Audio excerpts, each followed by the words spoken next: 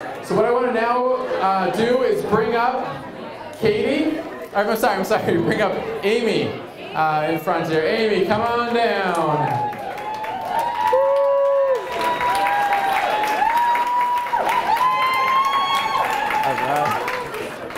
Okay, so I'll tell a little bit about each person. So Aimee, I don't know how much what she's gonna share of this, but our first encounter together was not the greatest. She came to class, she had a very bad attitude, and I don't deal very well with very bad attitudes. And I just remember the first day, she looked miserable, and she was on the stair climber at the end. We're doing sprints at the end, was climbing stairs. And I don't know your exact quote, but it was something like, "I hate you, I hate this class, and I'm never coming back." That's what she said. So let me show you what Aimee looked like before. A little bit of a change there. Dropped a few pounds. So Aimee, yeah, so she's been coming now for about, I don't know, a year and a half. I'm sure she'll say 2 years.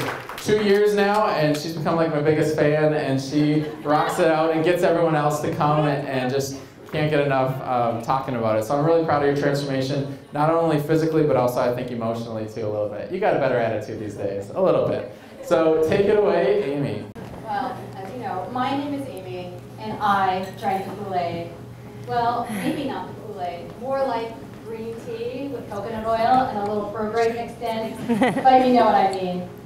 Dustin asked me to say a little bit about my weight loss journey, though I don't exactly know why. You aren't going to get any kind of inspirational platitude from me. I am lazy. I mean, really, really lazy. You will still find me getting off the stair climber as soon as Dustin walks away, or picking up the latest reading class, pushing even newbies out of the way.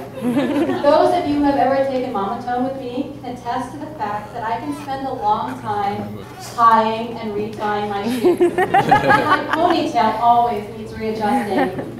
Weird how often that happens during mountain climbers and wall sits. You want to grab it up, bring it up? If I could have had surgery to lose weight, I would have done it.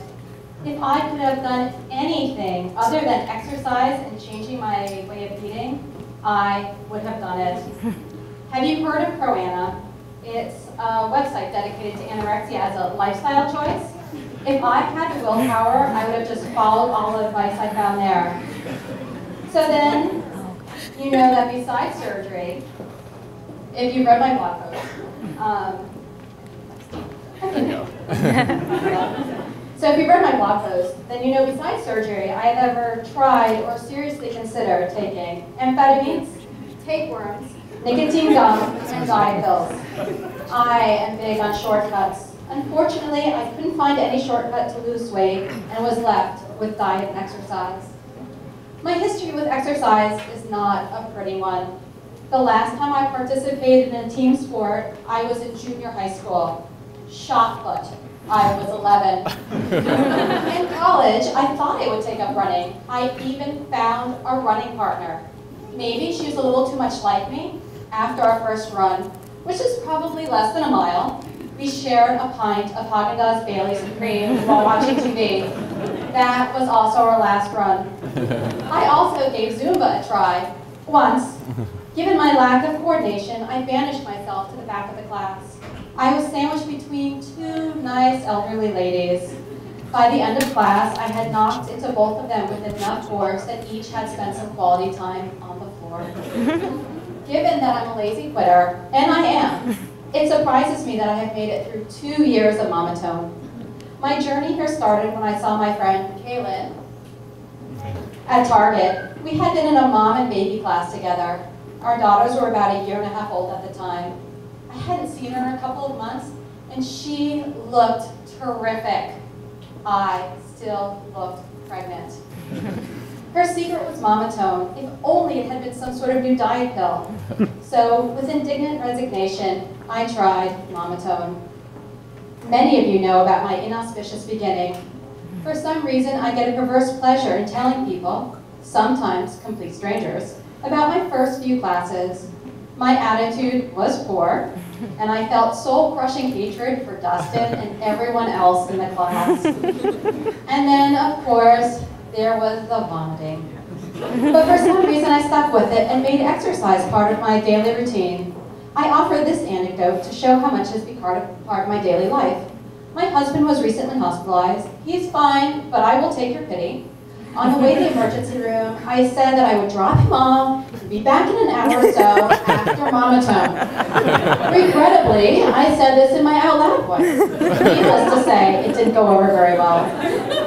Exercise was one thing. It took me a little longer to change my eating habits. What people don't tell you about exercise is that it makes you hungry. So hungry. So for the first few months after I started Mama Tone, I would reward my hard work with a post-class muffin. I mean, really, I earned it, right? And well, I may have also eaten my daughter's barely touched muffin. I couldn't waste it. Maybe I should have actually picked a flavor she liked. So then it must seem shocking to you that I wasn't losing weight, even if I was exercising. It was shocking to me. I figured out that I had to do it. I had to get my diet under control. Dustin had been badgering me since I started to keep a food journal. The first 12 hours of seeing what I was eating in print was horrifying. What I was eating bordered on pornographic, however delicious it may be. I slowly changed my ways, and over the past 2 years, I found a way of eating that works for me. I have never given up the food that I love, think, whatever comes out of a deep fat fryer. However, now I eat it once a week rather than every single day. Now I had the exercise down and was learning to be more vigilant about what I was eating, but nothing seemed to change. My body was stagnant in its heft. I was feeling down and frustrated. Who cares if I can do a push-up if I don't see any physical changes? And then one day, I saw the light. I was actually sitting in a chair with my legs together, and I looked down and I couldn't quite figure out what I was seeing. And no, I don't need an anatomy lesson. What I saw was floor. Just a teeny tiny sliver of it, but it was the floor. And that was just the beginning. I actually started seeing ankles forming. There was now something between my calf and my foot, and not something that starts at the... I could stop putting the elastic from the tops of my athletic socks, and my arms didn't have funny looking growths on them. I was getting elbows. From ankles and elbows to that first sliver of light, I saw my body change. Shoulders, my long lost waist, and perhaps the biggest change is this. When I weigh myself now, I do it with my clothes on. I don't strip down to naked while someone holds my hair. And now, here I am. After 2 years, I've lost about 70 pounds.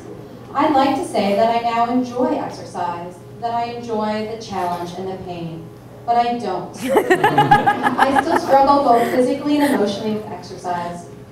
So, why do I come? Is it because I'm a masochist? Is it because I get an adolescent thrill and giggle when I hear Dustin say, I have a great snatch? And I do, by the way. I come because of you, because all the women in the class support and inspire me, and some of you have become my best friends. I am lucky to be surrounded 4 times a week by people who are there for me, helping me reach my goals and creating new ones. Thank you for enriching my life. I can't wait to see you Monday.